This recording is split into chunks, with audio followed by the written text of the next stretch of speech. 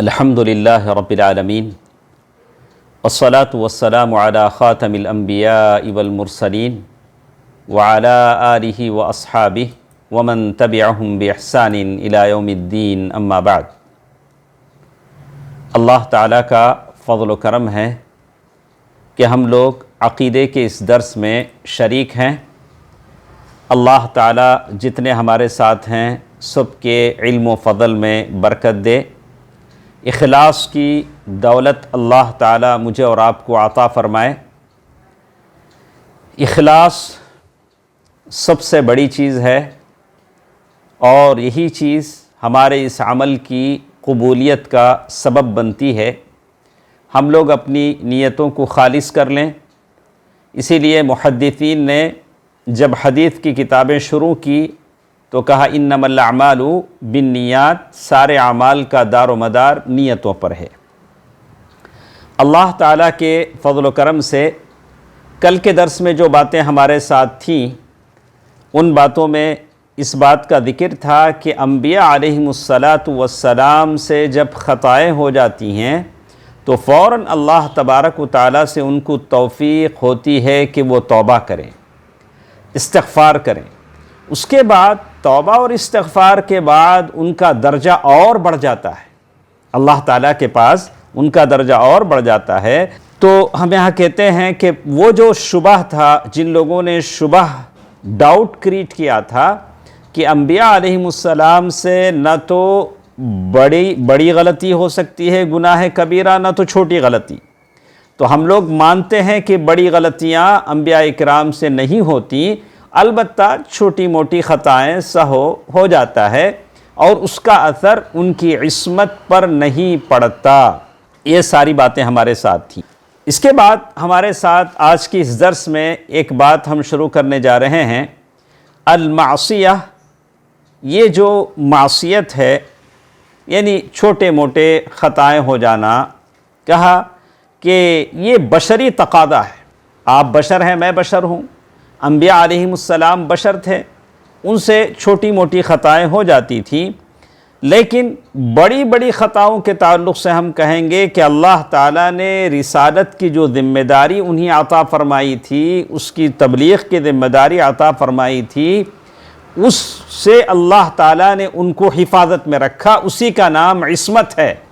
وہ اپنی تبلیغ اور رسالت میں کچھ بھولے نہیں، کوئی چیز نہیں بھولے، نہ کوئی چیز انہوں نے اس میں کمی کی۔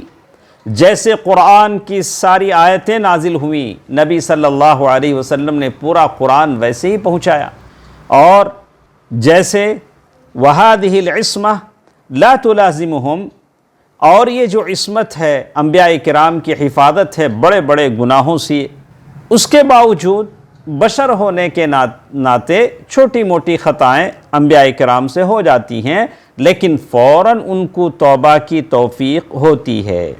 اسی طرح ایک ساری بات ہمارے جتنے لوگ ہمارے ساتھ ہیں سب کے خدمت میں کہوں گا کہ ہم لوگ جتنے لوگ یہ آواز سن رہے ہیں یا مجھے دیکھ رہے ہیں، ہمارے اس درس میں شریک ہیں، یا قیامت تک جتنے لوگ ہماری اس ریکارڈنگ کو دیکھیں گے، تو میں ساروں سے کہہ دوں گا کہ انبیاء علیہم السلام کی چھوٹی موٹی خطائیں ہم نے اس کی فہرست ہم نے پڑھا کہ موسیٰ علیہ السلام سے بھول ہو گئی، اور اسی طرح دوسرے انبیاء سے بھول ہو گئی، تو انبیاء علیہم السلام اللہ کے نبی صلی اللہ علیہ وسلم نے 4 رکعت کی جگہ ظہر یا عصر کی نماز 2 رکعت پڑھا دی۔ کبھی اللہ کے نبی صلی اللہ علیہ وسلم نے شہد کو اپنے اوپر حرام کر لیا، پھر آدم علیہ السلام نے اس درخت کا پھل کھا لیا، پھر توبہ کر لیا۔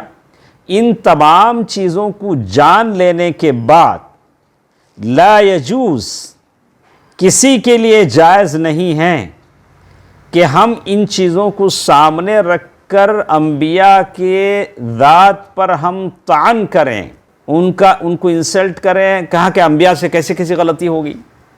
نہیں، ہرگز اس کی اجازت نہیں۔ یہ چھوٹے موٹے گناہ ہیں، اللہ تعالیٰ نے ان کی بخشش فرما دی ہے، اللہ تعالیٰ نے ان کی پاکی اس سے کر دی ہے۔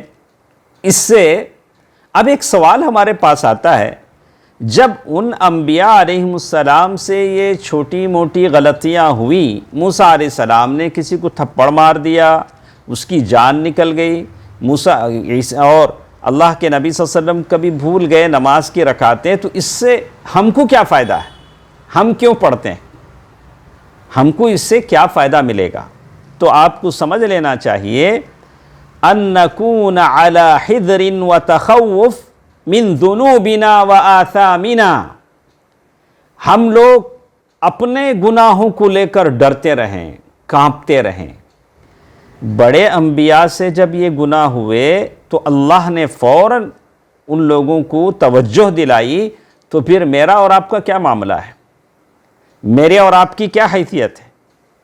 تو اسی لیے کہتے ہیں وَعَلَيْنَا أَن نَتَأَسَّى بِالرُّسُلِ وَالْأَنبِيَاءِ فِي الْمُسَارَعَةِ إِلَى التَّوْبَةِ وَالْأَوْبَةِ إِلَى اللَّهِ، ہمارے اوپر ضروری ہے کہ ہم فوراً گناہوں سے توبہ کریں۔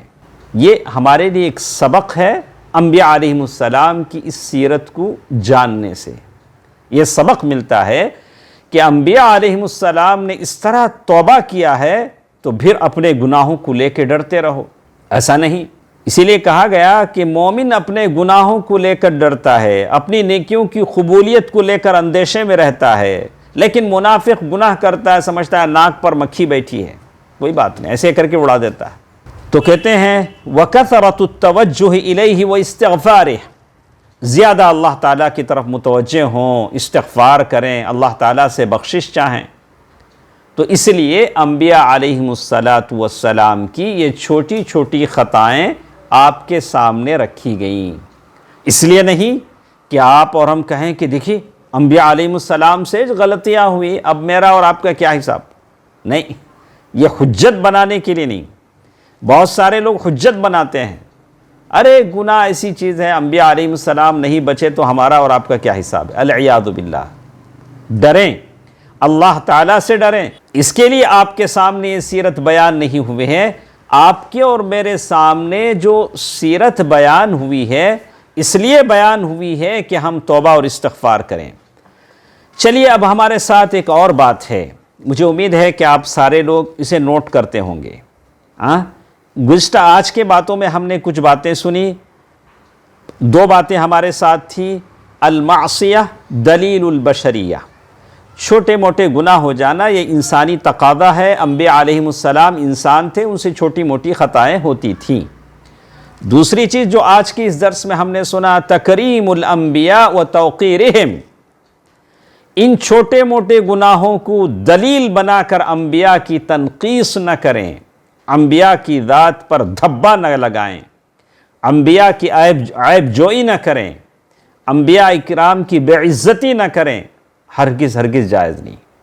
صحیح ہے، اس سے آپ کو مجھے کیا فائدہ ہے؟ کیوں ہم نے یہ ساری چیزیں پڑھی؟ اس لیے پڑھا کہ جب انبیاء علیہم السلام کے چھوٹی موٹی خطاؤں پر اللہ تعالیٰ کی طرف سے فوراً توجہ دلائی جاتی تھی، تو آپ کو بھی مجھے چھوٹی موٹی خطاؤں سے بچنا چاہیے، فوراً احساس کرنا چاہیے، اللہ تعالیٰ کی طرف رجوع کرنا چاہیے، اور فوراً توبہ کرنا چاہیے کہ چاہے ہمارے گناہ معاف ہو جائیں۔ اسی لیے کہتے ہیں کہ تم یہ نہ دیکھو کہ تم کتنی چھوٹی غلطی کر رہے ہو، تم یہ دیکھو کہ کتنے بڑے پروردگار کو ناراض کر رہے ہو، یہ دیکھو، وہ فوراً توبہ کرو گے، فوراً اللہ تعالیٰ کی طرف رجوع ہوگے۔ اس کے بعد ایک اور چیز ہمارے ساتھ ہے، عصمت، بڑے بڑے گناہوں سے بچنے کی جو توفیق ہے، اللہ تعالیٰ جو بچاتے ہیں، یہ غیر انبیاء کو بھی حاصل ہے کیا؟ انبیاء علیہم السلام کے لیے تو ہم کو معلوم ہے، غیر انبیاء کے لیے ہم کو حاصل ہے کیا؟ کیوں یہ بات کہنی پڑی؟ رافضہ، شیعہ، اثنا عشریہ، جو 12 امام کے ماننے والے ہیں، وہ کہتے ہیں کہ ہمارے سارے 12 امام بڑے گناہ چھوٹے گناہ سے بالکل پاک ہیں، ان کا یہ عقیدہ ہے۔ چلیے دیکھتے ہیں کہ شریعت کی نظر میں کیسے ہم اس کو تحلیل کریں گے، انالیسس کریں گے، دیکھیں گے کہ شریعت اس کے بارے میں کیا کہتی ہے۔ تو دیکھیے، سب سے پہلے ہاں شیخ لکھتے ہیں، اہل السنہ والجماعہ لا ينسبون العصمة لغیر الانبیاء والمرسلین. سنی لوگ جو ہوتے ہیں اہل السنہ والجماعہ، یہ لوگ انبیاء کے علاوہ لوگوں کے لیے عصمت کو نہیں مانتے. بڑے گناہوں سے بچنے کی جو عصمت ہے، معصوم ہونے کی جو بات ہے، وہ صرف انبیاء اور مرسلین کے لیے ہے، اس کے علاوہ کسی کے لیے نہیں. یہاں تک کہ افضل هذه الامہ، اللہ کے نبی صلی اللہ علیہ وسلم کے بعد سب سے افضل کون لوگ ہیں؟ ابو بکر و عمر. وہ لوگ بھی معصوم نہیں ہیں. اپنے پیروں فقیروں کا تو چھوڑیے، ابو بکر اور عمر کے لیے بھی یہ چیز نہیں ہے رضی اللہ عنہم اجمعین. وہ لوگ بھی معصوم نہیں ہیں. حالانکہ ابو بکر صدیق رضی اللہ تعالی عنہ اللہ کے نبی صلی اللہ علیہ وسلم کی خلافت کے بعد پہلا خطبہ دے رہے ہیں. دیتے ہوئے کہہ رہے ہیں، اے لوگو، میں تمہارا خلیفہ بنایا گیا ہوں. وَلَسْتُ بِخَيْرِكُمْ، میں تمہارے سے زیادہ بہتر نہیں ہوں، تم میں بہتر نہیں ہوں. میں اگر اچھا کیا تو مجھے سپورٹ کرو. فَاعِنُونِي، میرا ساتھ دو، میرا سپورٹ کرو. وَإِنْ أَخْطَأْتُ، اگر میں مسٹیک کیا، اگر میں نے رانگ کیا، فَقَوِّمُونِي، مجھے سیدھا کرو. یہ کون کہہ رہے ہیں؟ ابو بکر صدیق رضی اللہ عنہ، جن کے بارے میں اللہ کے نبی صلی اللہ علیہ وسلم فرمایا کہ کسی کے مال نے مجھے اتنا نفع نہیں دیا جتنا ابو بکر صدیق رضی اللہ تعالیٰ عنہ کے مال نے مجھے نفع دیا. یہ ابو بکر صدیق رضی اللہ تعالیٰ عنہ ہیں کہ مسجد نبوی کی طرف کھلنے والے سارے دروازے بند کر دیے گئے سوائے خوخت ابی بکر، ابو بکر صدیق رضی اللہ تعالیٰ عنہ کے گھر کے دروازے کے. تو یہ کہہ رہے ہیں کہ اگر میں جیسے آج اگر کوئی اپنے کسی عالم، مفتی، پیر کیوں کہہ دے کوئی مرید آپ یہ غلط، پہلے تو کہنے کی جسارت ہی نہیں ہوتی. اگر کہہ دے تو کہتے ارے آپ کو کیا معلوم، آپ کتنے بڑے عالم. بولا کہ نہیں. ابو بکر صدیق رضی اللہ تعالیٰ عنہ نے کہا فقومونی. اور دوسری طرف عمر بن خطاب رضی اللہ تعالیٰ عنہ ہیں، مہر جو مرد عورت کو عطا کرتا ہے، کتنا مہر دے اس کی کوئی قید نہیں ہے. تو عمر رضی اللہ تعالیٰ عنہ نے اپنے دور خلافت میں ارادہ کیا کہ مہر کے پیسے کو ریگولائز کرے، یعنی اسے یہ کر دے کہ لمیٹیشن لگا دے کہ کتنا مہر ہونا چاہیے. تو ایک عورت کھڑی ہوئی، اس نے کہا کہ عمر، اللہ تعالیٰ نے جب وہ دروازہ کھلا رکھا ہے تو تم کون ہو سکتے ہو کہ مہر کے پیسوں کو تم تحدید کر دو اتنا ہی مہر. تو عمر فاروق رضی اللہ تعالیٰ عنہ نے کیا کہا؟ اصابت امرأہ واخطأ عمر. وہ عورت جو کہہ رہی ہے وہ صحیح ہے، عمر جو کہہ رہے ہیں وہ غلط ہے. صلی اللہ، دیکھیں رضی اللہ عنہم اجمعین. یہ عمر ہیں، کہتے ہیں جس راستے سے عمر گزرتے ہیں شیطان بھی ڈرتا ہے کہ اس راستے سے گزرے. یہ عمر رضی اللہ تعالیٰ عنہ ہیں جن کی موافقت میں کبھی اللہ تعالیٰ کی طرف سے وحی آ جاتی تھی عمر کے رائے کے مطابق. تو کہتے ہیں کہ عصمت، معصوم ہونے کی جو بات ہے، سنی مسلمانوں کا، اہل السنہ والجماعہ کا یہ عقیدہ ہے کہ یہ صرف انبیاء اور رسل کے ساتھ خاص ہے، اس کے علاوہ کسی کو یہ حیثیت نہیں ہے کہ وہ معصوم ہیں. وہ معصوم ہیں. یہاں تک کہ ابو بکر اور عمر، اللہ کی رحمتیں اور برکتیں ان پر، ان لوگوں کے لیے بھی یہ چیز روا نہیں ہے، ان کو بھی عصمت نہیں ہے. ٹھیک ہے. اب ہم بات کرتے ہیں رافضہ شیعہ کی. یہ شیعہ میں سے المعز معد بن تمیم یہ ہے جن کو لوگ یہ کہتے ہیں معز لدین اللہ الفاطمی، اسے اس نام سے یاد کرتے ہیں. اس کے بارے میں شیعہ کا عقیدہ ہے معصوم هو واولادہ عن الذنوب والاخطاء. وہ اور اس کی سارا پریوار، سارا فیملی چھوٹے چھوٹے مسٹیک سے، بڑے تو چھوڑیے، یہ چھوٹے چھوٹے مسٹیک سے بھی پاک ہے، ہرگز ان سے نہیں ہو سکتا. جیسے ہمارے معاشرے سوسائٹی میں تھوڑے فیملیز ہیں، لوگوں نے نام دے رکھے ہیں، اگر وہ نیک ہیں تو ہم کہیں گے کہ اللہ تعالیٰ ہر ایک کو نیک بنا دے. صرف نام سے کوئی نیک نہیں بنتا. اگر سید بھی کو ہے، سید بھی اگر کوئی ہے تو اس کو کیا کرنا چاہیے؟ اگر سید بھی اگر کوئی ہوتا ہے تو اس کو کم از کم اس کے پاس شجرہ ہونا چاہیے، اس کے پاس فیملی شجرہ ہونا چاہیے۔ لیکن نام کا اگر آدمی یہ لگا لے جیسے شاہ صاحب، یہ تو شاہ صاحب ہیں، اس طرح کی کوئی بات لگا لی جاتی ہے، اور پھر لوگوں سے بیعتیں لی جاتی ہیں۔ تو اسی طرح معز الدین الفاطمی، اس کا بھی یہ تھا، المعز لدین اللہ الفاطمی، اس کے بارے میں کہا گیا کہ وہ اور اس کے بچے اور اس کا پورا فیملی بڑے بڑے گناہوں سے نہیں، چھوٹے گناہوں سے بھی پاک ہے۔ ایسا کیوں کہا گیا؟ تاکہ اس کی بات کو شریعت کا درجہ دے دیا جائے، شریعت کا درجہ دے دیا جائے، اور لوگ سمجھیں کہ خود کتاب و سنت کی جو حیثیت ہے ان رافضیوں کے لوگوں کی، ان کے فرما رواؤں کی یہ حیثیت ہے۔ تو ہمارا سنی مسلمانوں کا یہ عقیدہ ہرگز نہیں ہے۔ اس کے بعد ایک اور ہم دیکھتے ہیں، عصمت الائمہ۔ یہ بات آپ لوگ ذہن میں رکھیں، پہلے وقت سے ہم یہ کہہ رہے ہیں کہ عصمت، بڑے گناہوں سے بچے رہنے کی جو گارنٹی اللہ نے دی ہے وہ صرف انبیاء اور رسول کے لیے ہے، کسی اور کے لیے، جب ابو بکر اور عمر رضی اللہ عنہم اجمعین کے لیے نہیں ہیں تو کسی اور کے لیے کیسے ہو سکتا ہے؟ تو بات کرتے ہیں اماموں کی۔ تو میں نے آپ سے کہا کہ ائمہ 12، جو شیعہ کے جو 12 امام ہیں، ان کے بارے میں ان لوگوں کا عقیدہ ہے کہ ہمارے امام سارے کے سارے معصوم ہیں، کسی طرح کی کوئی غلطی نہیں ہو سکتی۔ وَأَنَّهُمْ لَا يُذْنِبُونَ ذَنْبًا لَا صَغِيرًا وَلَا كَبِيرًا وَلَا يَعْصُونَ اللَّهَ مَا أَمَرَهُمْ وَيَفْعَلُونَ مَا يُؤْمَرُونَ۔ ٹھیک ہے، تو ہم آپ کو یہ بتا رہے تھے کہ شیعہ 12 جو ہیں، ان لوگوں کے بارے میں ان لوگوں کا عقیدہ ہے کہ وہ معصوم ہیں، وہ کوئی گناہ ان سے نہیں ہوتا، ولا ذنبا لا صغیرا ولا کبیرا، نہ تو چھوٹا گناہ ہوتا ہے نہ بڑا گناہ ہوتا ہے، اس طرح کا عقیدہ ان کے پاس ہے۔ اور بڑی لمبی بحث انہوں نے کی ہے، میں ساری باتوں کو چھوڑتا ہوں، آپ صرف اتنی بات ذہن میں رکھیں کہ شیعہ لوگوں کا یہ عقیدہ ہے کہ ان کے جو 12 امام ہیں وہ سب کے سب بالکل پاک ہیں، کوئی گناہ ان سے نہیں ہوتا۔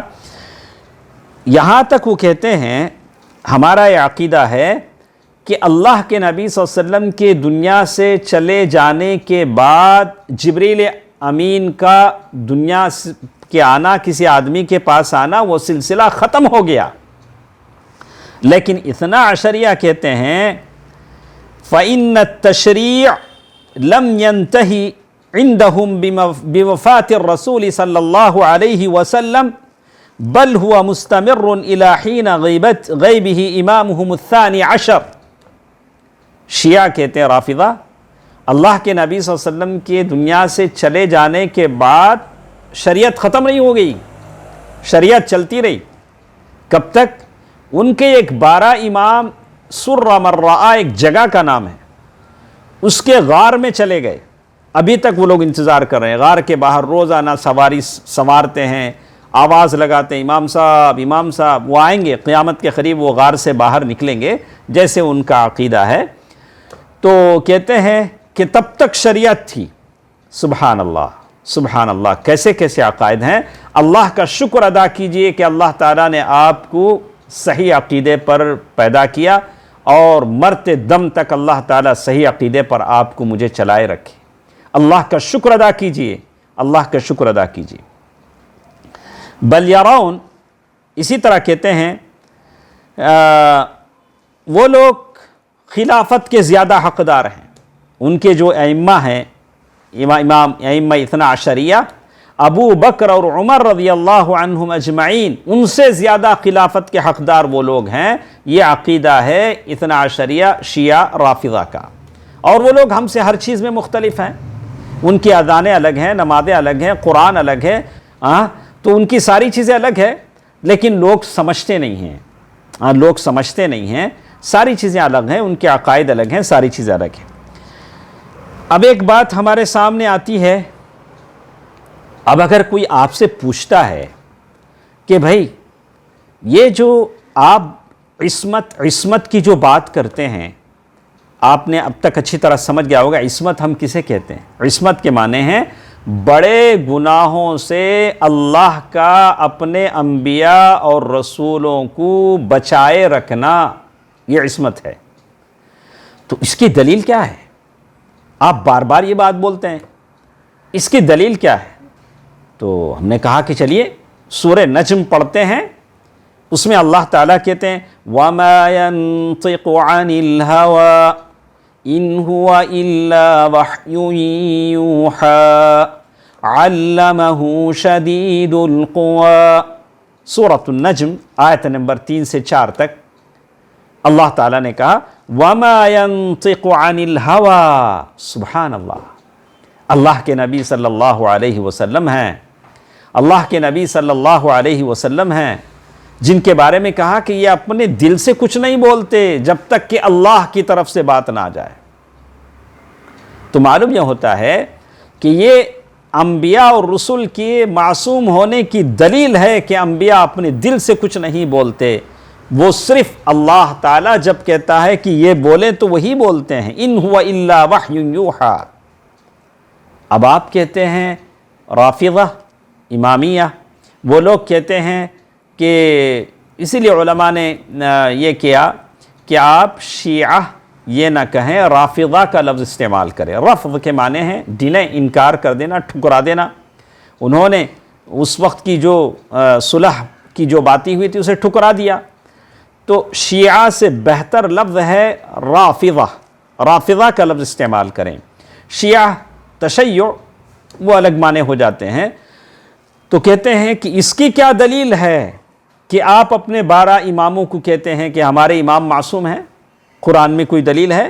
نبی رحمت صلی اللہ علیہ وسلم کی کوئی حدیث ہے؟ فما سر عصمت الانبیاء، عصمت الائمہ۔ تو کہتے ہیں ان کے جو علماء الشیعہ الامامیہ، ان کے اماموں نے کتابیں لکھی، شیعہ یعنی رافضہ کی جو کتابیں ہیں، میں اس لیے دہراتا ہوں کہ شاید آپ سمجھ سکیں۔ میں ایک مرتبہ جب بول دیتا ہوں آپ کو بات سمجھ میں آ جاتی ہے تو آپ بھی آئندہ سے رافضہ استعمال کریں گے، روافض۔ تو کہتے ہیں کہ رافضہ کے ائمہ نے کتابیں لکھی، جیسے اصول الکافی، ایسی بہت ساری کتابیں لکھی۔ ان کتابوں میں انہوں نے کہا کہ کہا کہ وَكَذَلِكَ أَوْحَيْنَا إِلَيْكَ رُوحًا مِّنْ أَمْرِنَا، سورۃ الشورى آیت نمبر 50/2 کہتے ہیں کہ خلق من خلق اللہ عز وجل اعظم من جبریل ومیکائیل۔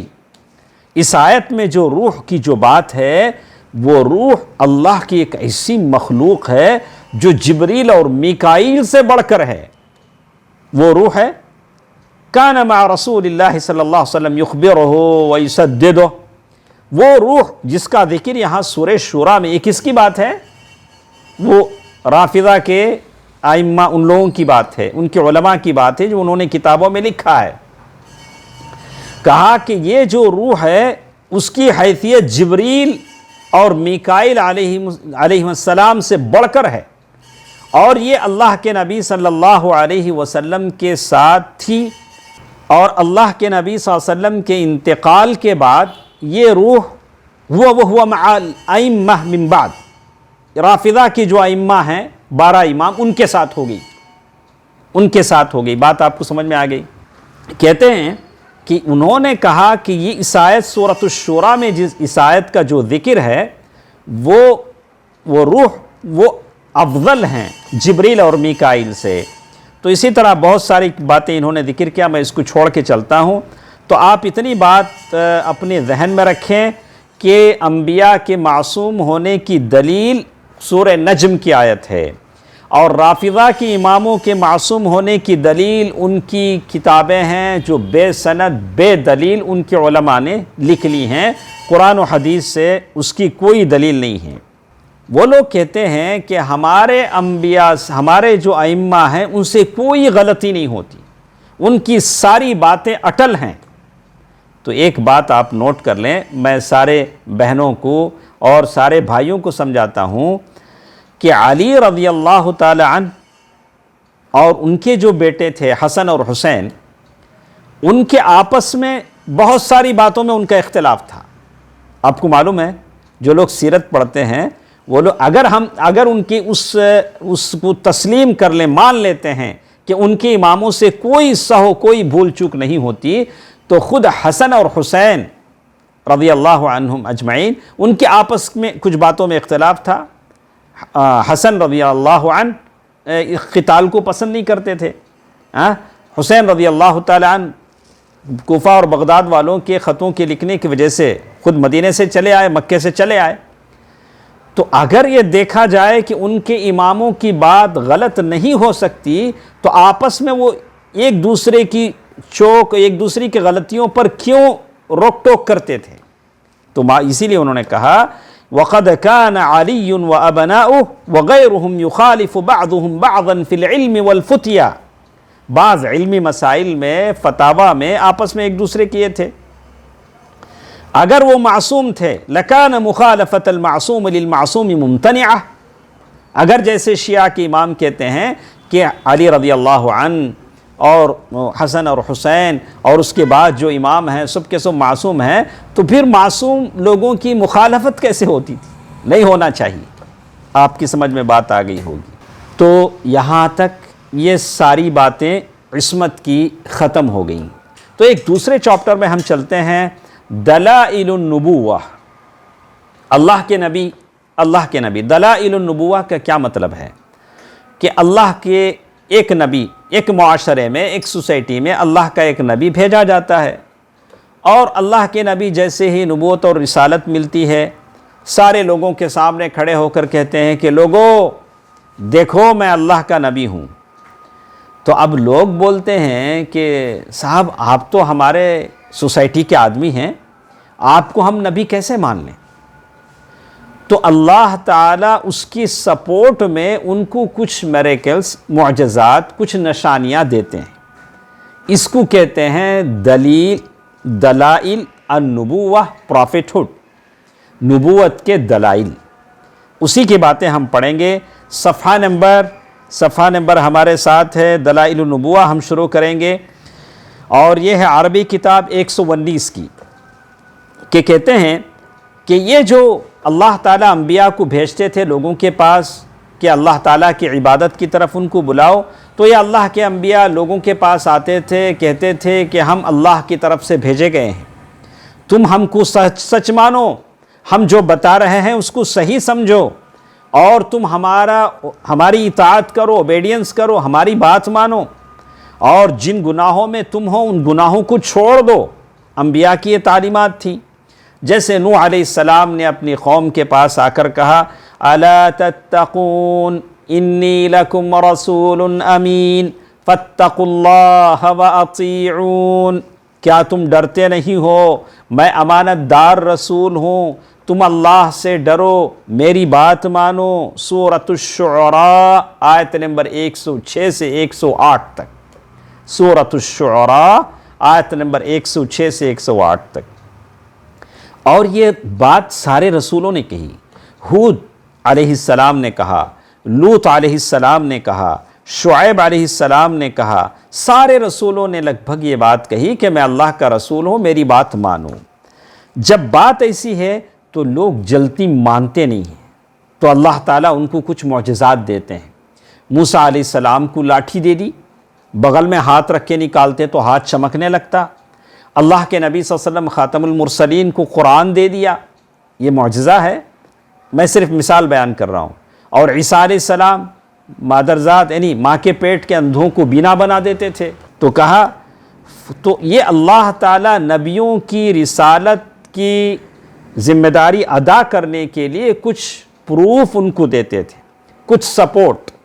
کہتے ہیں کہ تقوم الحجہ علی الناس، تاکہ لوگوں پر دلیل بن جائے۔ اللہ کے نبی صلی اللہ علیہ وسلم نے انگلی سے اشارہ کیا، چاند 2 ٹکڑے ہو گیا، 14ویں رات کا چاند، سبحان اللہ، سارے لوگوں نے دیکھا۔ لیکن مکے کو لوگوں نے کہا محمد صلی اللہ علیہ وسلم نے ہم پر جادو کر دیا، یہ جادو کا اثر ہے۔ تو کہتے ہیں یہ جو دلائل ہیں، دلیل پلورل ہے، دلیل کی پلورل ہے دلائل، دلیل واحد ہے، سنگلر ہے، اور دلائل اس کی جمع ہے، النبوہ پروفٹ ہوڈ ہے۔ اس کے جو دلائل ہیں حالات کے حساب سے الگ الگ ہوتے ہیں، جو نبی جس ماحول میں آتے ہیں وہاں کے حساب سے دلائل الگ الگ ہو جاتے ہیں۔ جیسے اللہ کے نبی صلی اللہ علیہ وسلم کا زمانہ تھا تو وہاں الگ ہوں گے، اور دوسرے لوگوں نے بہت ساری کتابیں اس میں لکھی ہیں۔ تو دلائل کیسے کیسے دیے جاتے ہیں، تو آج میں آپ کو بتا دوں 5 ٹائپ کے دلائل ہوتے ہیں۔ 5 ٹائپ کے دلائل نبیوں اور رسولوں کو دیے جاتے ہیں۔ پہلی چیز الآیات والمعجزات التي يجريها اللہ تصدیقا لرسله۔ الآیات بڑی بڑی نشانیاں، والمعجزات میریکلز، جو اللہ تعالیٰ رسولوں کے ہاتھوں ہونے دیتے ہیں تاکہ ان کی رسالت کے لیے یہ صداقت کا ایک پروف ہو جائے۔ یہ کیا ہوتے ہیں؟ آیات بڑا ایک کام، ایک بڑی چیز جو آپ نہیں کر سکتے، کوئی اور نہیں کر سکتا۔ معجزات میریکل، جس سے لوگ عاجز آ جائیں، آپ نہیں کر سکتے، میں کرنے سے عاجز ہوں، کوئی اور کرنے سے عاجز ہے۔ پہلی چیز آیات اور معجزات کی شکل میں اللہ تعالیٰ انبیاء کو عطا کرتے ہیں۔ دوسری چیز میں نے کہا کہ 5 نبوت کے دلائل پروف جو اللہ تعالیٰ کی طرف سے عطا ہوتے ہیں 5 ٹائپ کے ہوتے ہیں۔ 5 میں سے پہلی چیز الآیات والمعجزات۔ دوسری چیز بشارت الانبیاء السابقین بالانبیاء اللاحقین، پہلے انبیاء کی کتابوں میں بعد میں آنے والی انبیاء کی باتیں ہوتی ہیں۔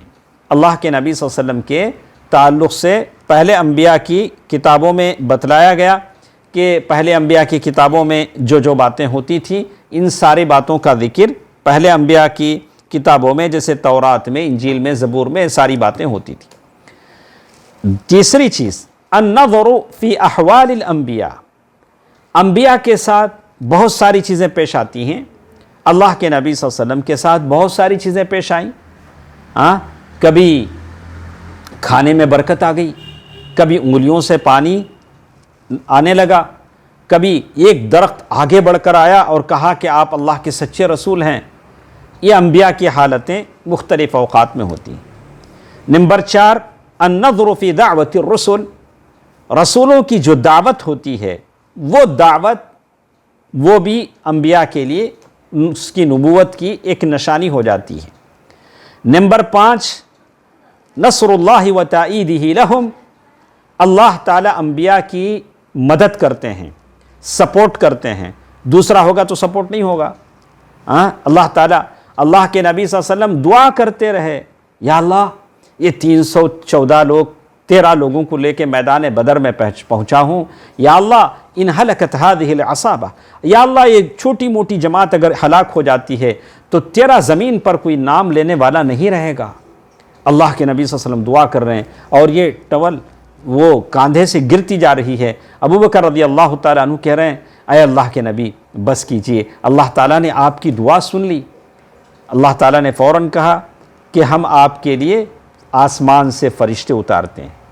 انبیاء کی ایسی مدد اور نصرت ہوتی ہے۔ تو یہ 5 چیزیں سارے ہمارے دلائل النبوہ، نبوت اور رسالت کے جو سپورٹ میں اللہ تعالیٰ دیتے ہیں، یہ 5 چیزیں اس کا خلاصہ ہیں۔ اللہ تعالیٰ آپ کے علم میں، دولت میں اللہ تعالیٰ برکت دے، اللہ تعالیٰ ہر ایک کو سہولت دے، اللہ تعالیٰ جو کچھ وہ علم کے لیے خرچ کرتے ہیں اللہ تعالیٰ اس سے بہتر بڑھیا انہیں عطا فرمائے۔ میں دیکھتا ہوں کہ کچھ لوگ بات ختم ہونے سے پہلے ہی چلے جاتے ہیں۔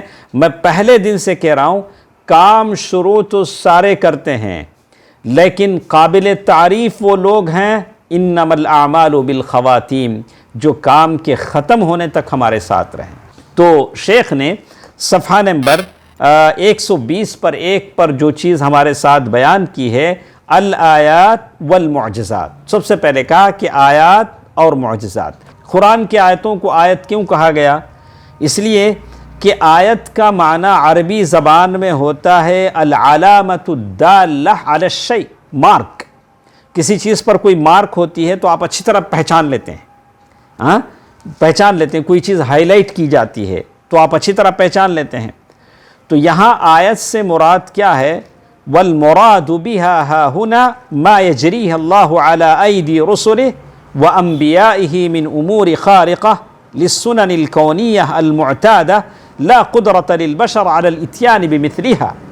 یہاں آیت سے مراد یہ ہے کہ جو کچھ اللہ تعالیٰ انبیاء اور رسولوں کے ہاتھوں ہوتا ہے اللہ تعالیٰ کی اجازت سے، الکونیہ المعتادہ، عام بات یہ ہوتی ہے، اس سے ہٹ کر کوئی چیز ہوتی ہے، چاند دو ٹکڑے نہیں ہوتا۔